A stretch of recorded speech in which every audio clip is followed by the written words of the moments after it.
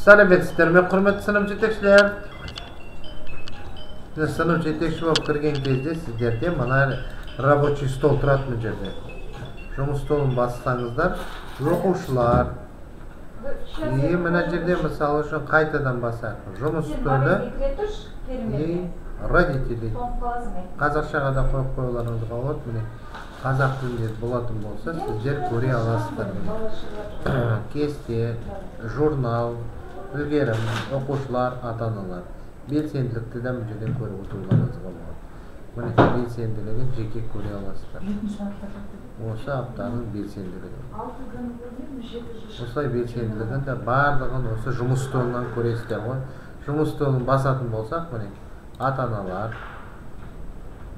әрбір ата-ананың логинін беретін болсаңыз, осыны басасыз.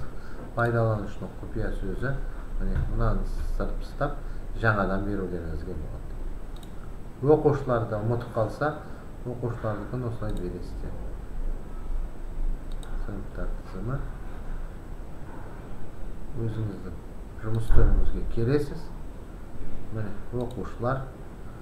Ата-ананы қосқым келсе, мысалы мына кісінің ата-анасы жоқ болса, карандашты басасыз да, туысқандар. Осы туысқандардың ішіне кіресінде туысқанды қосуды басасыз. Сосын барып жаңа адам, егер күнделікте болмаса, жаңа адам деп басып, ары қарай мынаның барлығын толтыруларыңыз керек. Сол кезде оқушыға ата-ана тіркеледі. Одан кейін барып қоса берулеріңізге болады. Толтырып, данныйын жазасыз. Ученики. Осы оқушының ата-ананың данныйын толтырасыз. Сонда ол оқушының ішіне кіреді. Рахмет.